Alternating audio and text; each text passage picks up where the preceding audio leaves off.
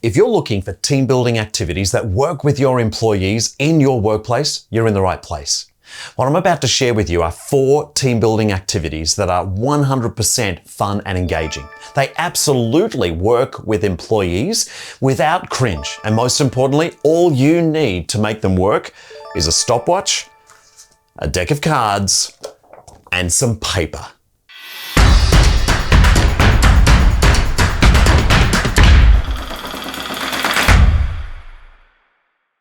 If you look at Plamio.com, your head is going to spin with the number of team building activities that we feature on there. And almost all of them can be used in your workplace with your employees. But in this video, I want to share with you 4 of the lesser known but really powerful and dynamic team building activities I've been using for years. More often than not, they don't need any props, but if there are props, they're really going to be very simple, like paper, a deck of cards, or a stopwatch. And importantly, all of them are going to help you with your group explore critical team building skills and also develop those team skills at the same time. Oh, even better, 3 of these activities come with video tutorials, so you know exactly what they look like, sound like, and feel like, which will make you look great in front of your employees. Now, as a little bit of an experiment, as I introduce these next 4 activities, hit the like button for any one or more of them that you particularly like or think would work with your group. And then over the course of the next few months or so, we will look back at the data and YouTube will tell us which one of these 4 activities resonated the most, which is a signal to us to produce more content just like it. It's just an experiment. We'll be interested to see what happens. But as you go through, remember to hit the like button and tell us which ones you like. That will really help us. Team building activity number 1, about now. It's simple. You don't need anything more than a stopwatch. And you will ask your group, standing on one side of the room, to move across the open space and cross over a designated line. It might be a basketball paint line, or it might be a rope that you put on the ground, wherever. But they need to move from there to there, and the distance does not matter, over the course of 60 seconds. Now, without looking at a stopwatch or a clock or something else, it's really interesting how long some people think 60 seconds is. I'm going to make a guess here. When you run this activity, you're going to find people who think after about 40 seconds, 60 seconds is up. And there will still be some people long after 60 seconds, often closer to 80 and 90 seconds, will at that point think 60 seconds has elapsed. And that is where the interest lies. The group starts on one side, you start your stopwatch, and then they gradually walk closer and closer to that line. And their objective is to cross the line individually exactly at the 60-second mark.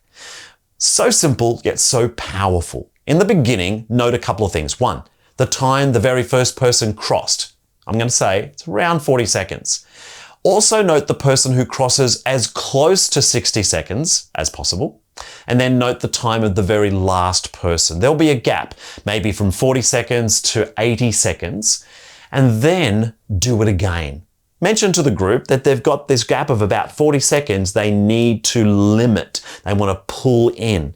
And this would be a great activity for looking at leveraging of strengths. It's a great problem-solving activity as well, not to mention some critical thinking skills involved too. You can get more details about this at Plamio.com, and you will also find a video so you can see exactly what this looks like with a real group as well. This second activity involves a deck of cards. These are just a few cards, but what you will start with is to be able to distribute these cards randomly without looking at the cards to each of these people. So as they receive a card, they should not look at it, but at some point, you're going to ask each person to place their card on their forehead. Now, it's really important they put it on their forehead because up here, they can't see what it is, but everyone else in the group can see what that person's card is. Now, it's non-verbal, so it should be very quiet, apart from some moving around. But the object is for the group to create as many blackjacks as possible. Now, if you happen to be familiar with that game, if you have a 19, 20, or 21 accumulation of points with those cards that you're holding, you're more than likely going to beat the dealer, which means you'll win that round. So the objective for your group with everyone with a card on their forehead, is to form into little groups of 2, 3 or more people, and the sum of all of the values of those cards equals 19, 20 or 21. Now again, check out playmio.com. It'll give you more details. There's also a video there so you can see it at play. But it's really interesting to see what happens. Problem solving, communication, leadership skills are all at play in this activity. And I'm sure when you run a business or a group or an organization, these employees will really value the opportunity to explore what it means to do all of those things through a silly little activity. This third team building activity is so simple. It's one of those activities you think, how come I never thought of this? I'd seen this played by another group of facilitators and just loved it. You will begin by grabbing a bunch of paper. Now, if you've got a large group, you probably need a ream of paper. What I would suggest though, is it does not have to be clean and fresh paper. It could be recycled, it won't matter. But sheets of US letter or A4 sheets of paper. And this is as simple as it gets. Form groups of 2, 3, 4 or 5 people and hand them a bunch of paper. And their objective over the course of the next however minutes you want to give them, I normally give them up to 3 or 5 minutes, is to suspend, to hold as many sheets of paper as is possible between 2 of their group. So it might be me and one other person. So we might place our hand and then my partner's hand is on the other side to keep this one sheet off the ground. And then we might do the same with our other hand. Then we might do it with our knees or our hip or our forehead. You get the idea.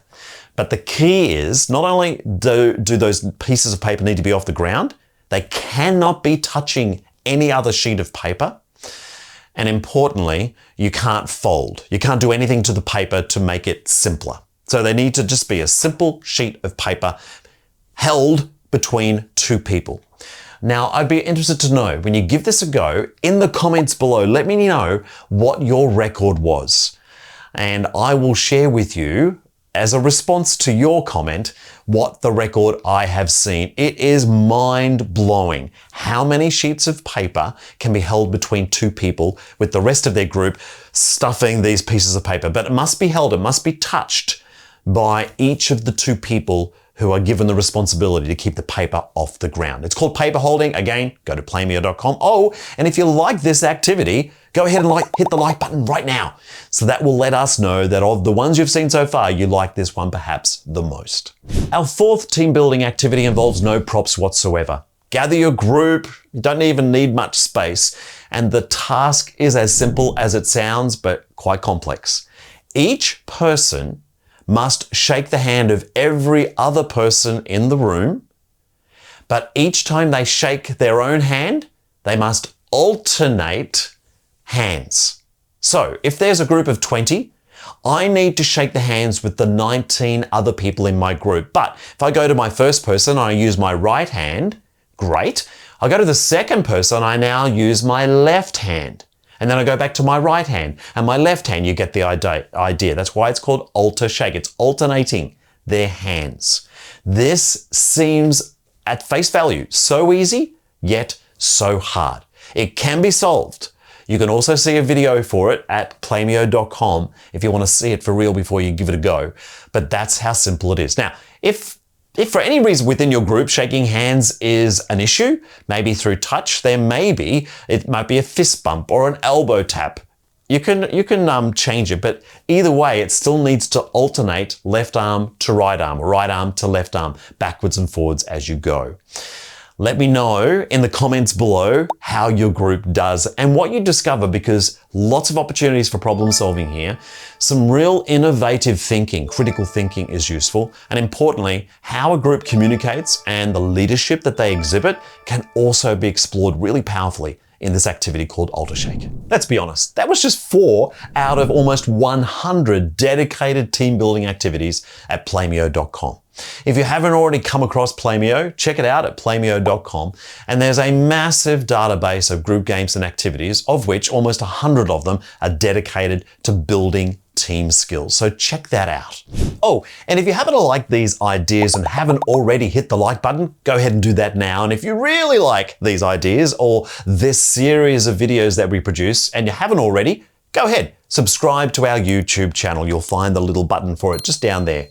And that will then allow you to be notified each time we put out some new content, which is roughly about once a week. Thank you so much for watching. I really do appreciate it. And remember, I'm only ever a comment away.